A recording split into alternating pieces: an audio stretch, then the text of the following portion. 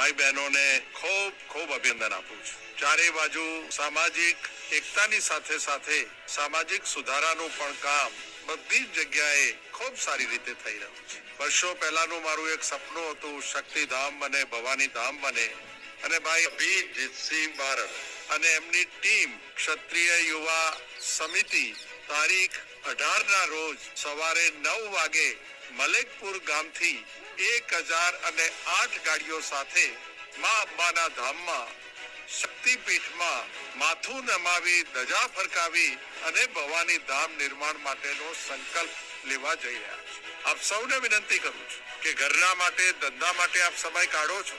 આ જે car rally થઈ રહી છે ક્ષત્રિય સમાજની, એમાં તમે ઉત્સાહભેર ભાગ લો, એકતાના દર્શન કરાવો, મા અંબાના ધામ સુધી પહોંચો, ત્યાં સુધી ચોરે ને ચૌટે તમારી એકતા જોવે અને ખૂબ શિસ્તબદ્ધ રેલીમાં તમે જોડાઓ એવી બે હાથ જોડીને પ્રાર્થના કરું છું।